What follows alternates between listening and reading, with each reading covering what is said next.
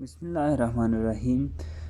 ګرانو ملګرو، نن در سره د الکترون تذکرې په اړه معلومات شریکوم چې څنګه کولی شو موږ الکترونیکي تذکرې انلاین فورمه ډکه کړو. نو دا ډېره اسانه ده، هر څوک د خپل موبایل خپل کمپیوټر په واسطه کولی شي. نو لومړی سر کې راځو، هر یو بروزر چې تاسو خلاصوئ، که ګوګل خلاصوئ، ګوګل کروم خلاصوئ، هر یو خلاصوئ. نو زه دلته ګوګل کروم خلاصوم، دغه دی. نو ګوګل کروم باندې کلیک کوم. تاسو چې کله ګوګل کروم خلاص کړئ، دلته په سرچ کې ورته ولیکئ. سرچ کې زه لیکم NSIA ناسا.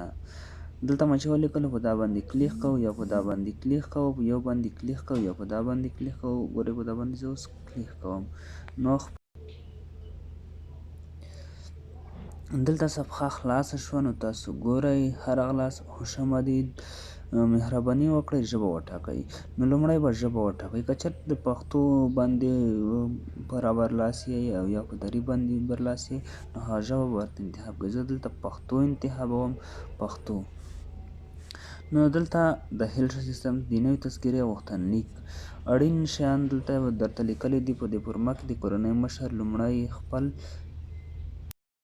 کله مو چې هغه معلومات ولوستل، نو بیا کلیک دلته به راشئ. نو لومړی د کورنۍ له مشر سره تړاو لري. مثلا فامیلي فورمه جوړوئ، دلته به خپل نوم ولیکئ، خپل تخلص به ولیکئ، د پلار نوم به ولیکئ، د پلار تخلص به ولیکئ، د نیکه نوم او د نیکه تخلص. که چېرې تخلص نه لیکئ هم مهمه نه ده. نو جنسیت به وټاکئ. دلته جنسیت ټاکل کېږي، نارینه او ښځینه. فعلي حالت به ولیکئ، مجرد، متأهل، طلاق شوی، کونډ، دا به ولیکئ. او دلته به د زیږېدنې نیټه ولیکئ، په کوم تاریخ باندې چې زیږېدلی، په کومه میاشت کې، په کوم کال کې. نو کله چې دا هم پاس کړ، نو بیا به دلته راشئ. آیا دغه کس الکترونیکي تذکره لري؟ که چیرې لري هو، که چیرې نه لري نه.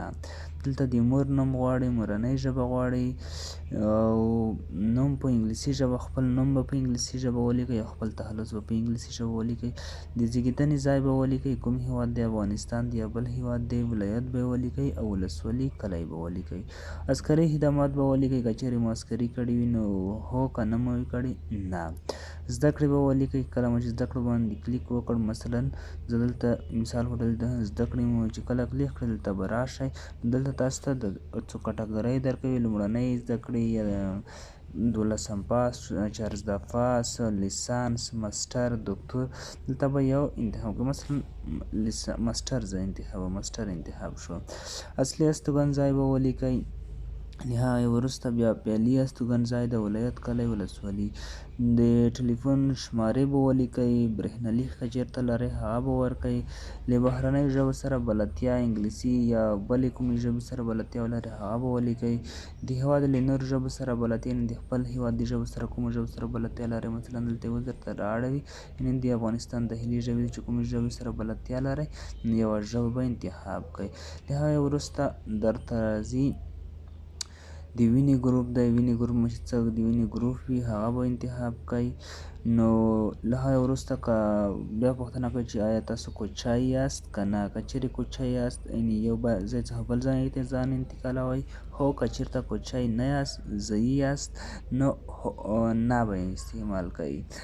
قومیت دی، قومیت ته به راشئ. نو دلته تر ټولو مهمه کیسه دا ده چې موږ تاسو باید ټول پښتون انتخاب کړو. نو له هغې وروسته مذهب دی. مذهبونه د افغانستان شیعه او دیگر، یعنې که چېرته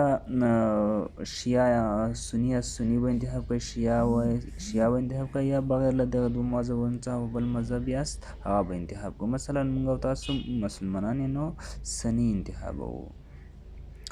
نو د معلولیت ډول درنه غواړي، کوم ډول معلول یې.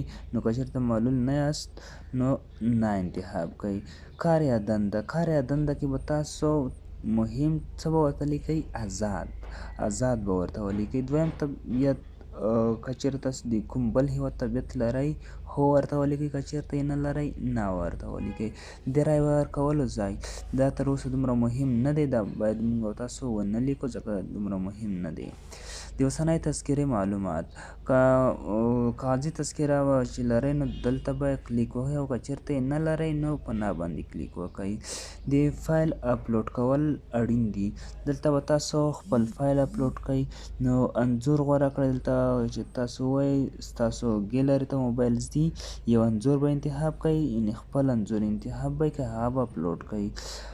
او دلته چې کله بیا راشئ اصولي خپلوانو تذکرې اپلوډ کړئ، د کوم چاته چې تذکرې جوړوي هغه تذکرې به انتخاب کړئ، او له هغې وروسته به ورکړل شوي معلومات خوندي کړئ.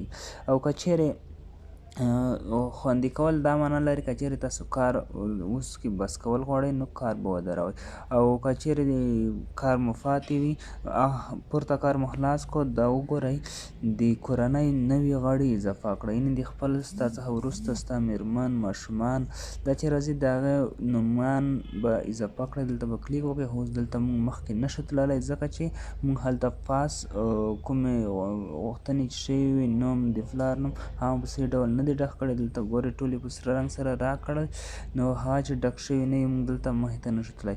دا د الکترونیکي تذکرې په اړه لنډ معلومات. خدای دې وکړي چې یو څه مو ترې زده کړي وي. نو که چېرته تاسو خپله وکړئ نو ډېر اسانۍ سره کولی شئ شیر او سبسکرایب کړئ، او که بیا هم چېرته نه یې پوه شئ نو زما نورې ویډیوګانې هم په همدغه ډول او همدغه طریقه باندې ستاسو ته پر ټکو اپلوډ کوم، تر څو